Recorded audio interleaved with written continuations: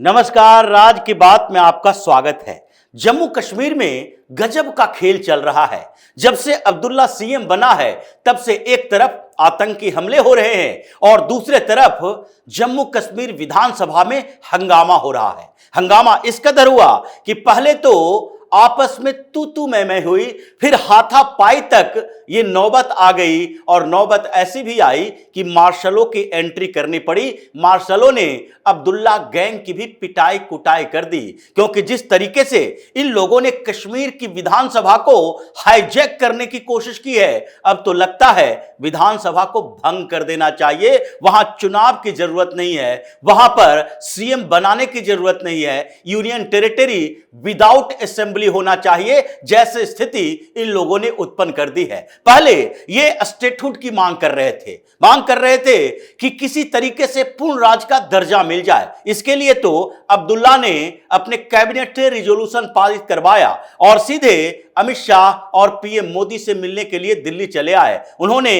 इस रिजोल्यूशन की कॉपी गृह मंत्री अमित शाह को भी सौंपी और प्रधानमंत्री मोदी को भी सौंपी और कहा कि आप लोगों ने वादा किया था कि जम्मू कश्मीर में चुनाव के बाद जब सरकार का गठन हो जाएगा तो उसके बाद हम यहां पूर्ण राज का दर्जा दे देंगे। यहां तक तो ठीक था, क्योंकि पीएम मोदी ने, अमित शाह ने यह वादा किया है कि पूर्ण राज का दर्जा मिल जाएगा, लेकिन उसके लिए अनुकूल परिस्थितियां चाहिए। ये परिस्थितियों का ख्याल नहीं रख रहे। बाप बेटे दोनों कॉन्स्पिरेसी करते जा रहे हैं, लेकिन इन लोगों को यही नहीं रुकना है। ये तो जम्मू कश्मीर में पूर्ण राज का दर्जा देने की बात पहले से ही केंद्र सरकार कर रही है, लेकिन इनको उससे भी आगे बढ़ना है। और आगे किस लेवल पर बढ़ना है?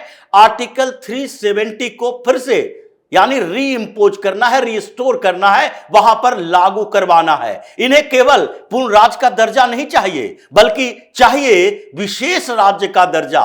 यह विशेष राज्य होना चाहिए जहां पर बाहरी लोग बिजनेस ना कर सके, जहां पर बाहरी लोग काम ना कर सके, यानी जम्मू कश्मीर के बाहर के लोग काम करने के लिए ना आए, न वहां कोई बिजनेस हाउसेस आए, न वहां इन्वेस्टमेंट हो। ऐसे ही दलदल में कश्मीर फंसा रहे और वहां पर युवाओं को भरमाया जा सके और भरमाकर यह जिहादी पैदा किया जा सके, आतंकी बनाया जा सके और पाकिस्तान के इशारे पर वहां कश्मीर के अंदर ऐसे आतंकवाद को पनपाओ ताकि पूरी दुनिया में इसका गूंज सुनाई पड़े कि देखो कश्मीर में भारत सरकार अत्याचार कर रही है। अगर हमले होंगे तो उसका रिएक्शन भी होगा, हमले होंगे तो आर्मी एक्टिव भी होगी, आर्मी के साथ पैरामिलिट्री फोर्सेस सर्च ऑपरेशन करेंगे, पुलिस वाले एक्टिव होंगे और उसके बाद इनकाउंटर होगा।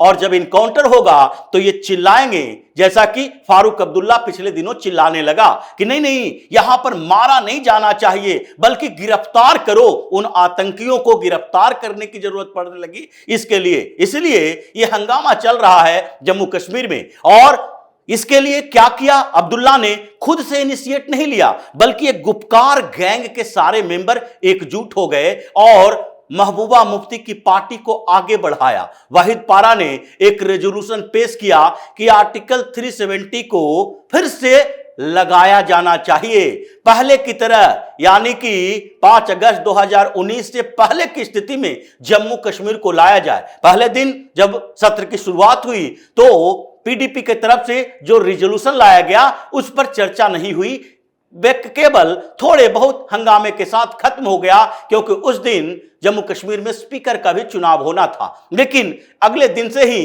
हंगामा फिर से बढ़ा और यह रिजोल्यूशन फिर लाया गया। विधानसभा के सारे सदस्यों ने, केवल भारतीय जनता पार्टी के नेताओं को छोड़कर भाजपा के जो एमएलए थे, उसके अलावा कांग्रेस के, यहां तक कि राशिद इंजीनियर की पार्टी के, ये लोन की पार्टी के, पीडीपी और सीपीएम जैसी पार्टियों के सारे नेता, यानी गुपकार गैंग के सारे लोग एक हो गए और इन लोगों ने ध्वनि मत से ही पारित करवा दिया कि आर्टिकल 370 फिर से लागू किया जाना चाहिए, जम्मू कश्मीर को विशेष राज्य का दर्जा मिलना चाहिए। यहां पर कश्मीर में बाहर से इन्वेस्टमेंट नहीं होगा, जमीन नहीं खरीदे जाएंगे, वहां फैक्ट्रियां नहीं लगेगी, वहां केंद्र सरकार का हस्तक्षेप कम होगा, यानी कि एलजी को गवर्नर बनाया जाएगा और गवर्नर फिर सीएम के इर्द गिर्द घूमेगा, उसके कैबिनेट के फैसलों पर मुहर लगाने के लिए रहेगा। ये स्थितियां थी, इसलिए भारतीय जनता पार्टी ने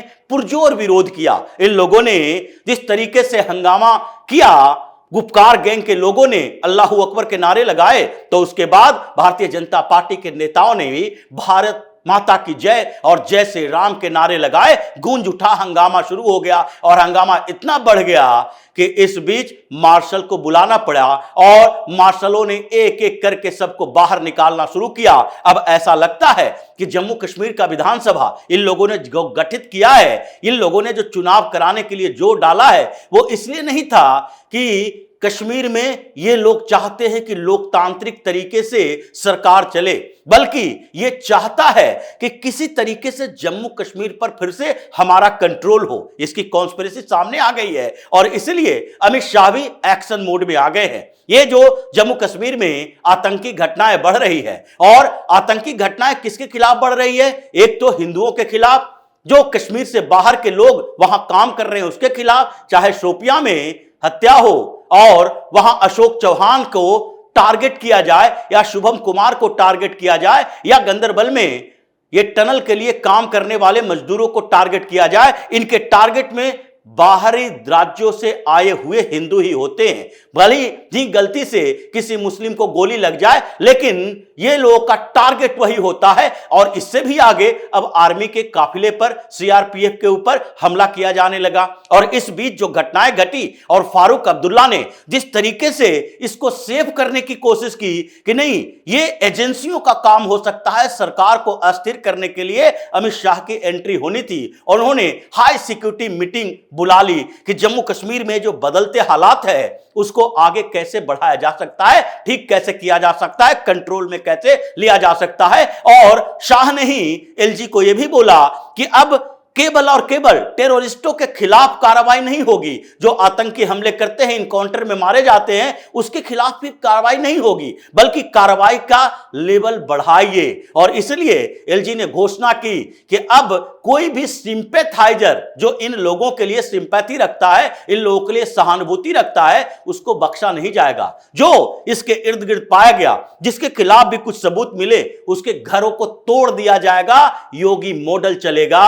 और बुलडोजर गरजेगा इन लोगों के घरों पर। इसलिए बौखलाहट में आज फिर से इन लोगों ने जम्मू कश्मीर में हंगामा खड़ा कर दिया आर्टिकल 370 को लेकर। यह हंगामा करने के पीछे का मकसद क्या है? क्योंकि हंगामा करने के पीछे नेशनल और इंटरनेशनल दोनों पॉलिटिक्स इसकी काम आ रही है। एक तो पाकिस्तान को यह सबूत देना चाहता है ताकि पाकिस्तान इसे यूएन में उठाए कि देखिए जम्मू कश्मीर में चुनाव तो हो गए, वहां विधानसभा का गठन तो हो गया, लेकिन वहां के लोग खुश नहीं हैं। विधानसभा में मारपीट हो रहा है, हंगामा हो रहा है, क्योंकि सरकार उसकी बात नहीं मान रही है। विधायकों को कोई अधिकार नहीं है, चीफ मिनिस्टर को कोई अधिकार नहीं है, मंत्रियों के पास इस बात के लिए पावर नहीं है कि वो अधिकारियों से बातचीत कर सके, उसे अपनी बात मनवा सके। ये एजेंडा है इन लोगों का, और इसी एजेंडा के लिए इन लोगों ने एक होकर हंगामा शुरू किया है। केवल और केवल भारतीय जनता पार्टी के जो विधायक हैं, 29 विधायक,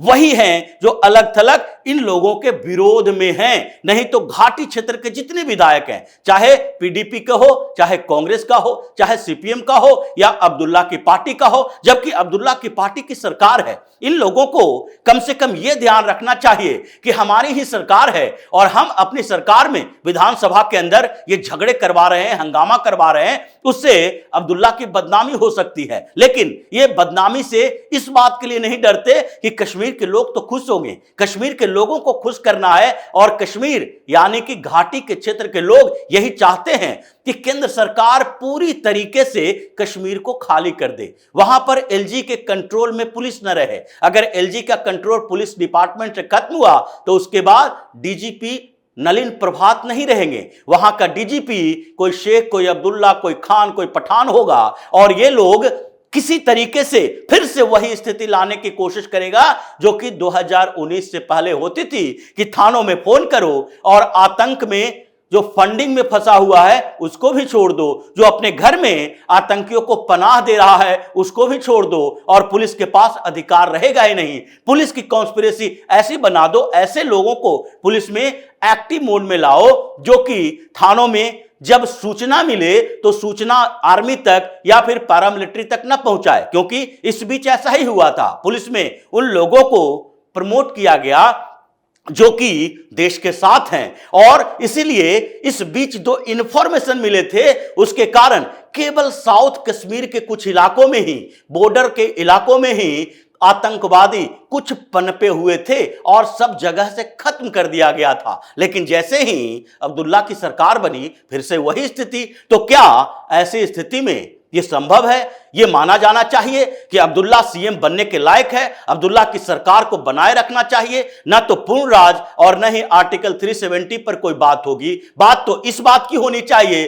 कि क्या अब्दुल्ला की सरकार बनी रहे, क्या विधानसभा जम्मू कश्मीर का भंग नहीं किया जाना चाहिए। अगर यही एक्टिविटी बिना काम की बातें, हंगामा और केंद्र सरकार के साथ संघर्ष के मोड में जाना है, तो फिर पहले भी ये लोग संघर्ष ही कर रहा था। पहले भी ये लोग दिन रात चिल्लाते ही रहता था कि कश्मीर के साथ अन्याय किया जा रहा है, दिल्ली से सरकार चल रही है। ये राहुल गांधी जब कश्मीर गया था तो यही बात बोला था, दिल्ली से शासन नहीं चलना चाहिए। तो क्या कश्मीर का शासन दिल्ली से न चल के लाहौर से चलेगा, इस्लामाबाद से चलेगा? ये राहुल गांधी की मानसिकता है, ये अब्दुल्ला परिवार की मानसिकता है, ये महबूबा परिवार की मानसिकता है, और ये लोग मिलजुल कर कश्मीर को फिर से वही जहन्नुम बनाने की कोशिश कर रहा है। लेकिन इस बार ऐसा होगा नहीं। अमित शाह ने मीटिंग लेनी शुरू कर दी है, एलजी के साथ भी और सिक्योरिटी अधिकारियों के साथ भी, और एक साथ दोनों कार्रवाई की जा रही है इन नेताओं के खिलाफ, एलजी सीएम के खिलाफ, और फिर अमित शाह आर्मी को, पैरामिलिट्री फोर्सेस को छूट दे रहे हैं इस बात के लिए कि अब कश्मीर में पहले जैसी स्थिति नहीं होने देना है। चाहे इसके लिए जितना इनकाउंटर करना पड़े, जितनी शक्ति अख्तियार करनी पड़ी, उतनी करो, नहीं तो ये लोग फिर से वहां ऐसी स्थिति पैदा करने की कोशिश करेगा जिससे कि भारत बदनाम हो। ये अंतरराष्ट्रीय स्तर पर कॉन्स्पिरेसी करने की कोशिश करेगा, और इसी वजह से आज एलजी, पीएम मोदी और अमित शाह सब एक दूसरे के साथ इसी बात की चर्चा कर रहे हैं कि कश्मीर में अब अगला कदम क्या होना चाहिए। सीएम को बर्खास्त करना चाहिए, विधानसभा रहने देना चाहिए, कश्मीर की स्थितियां बदलनी चाहिए, या फिर सिक्योरिटी फोर्सेस को और ज्यादा पावर देना चाहिए।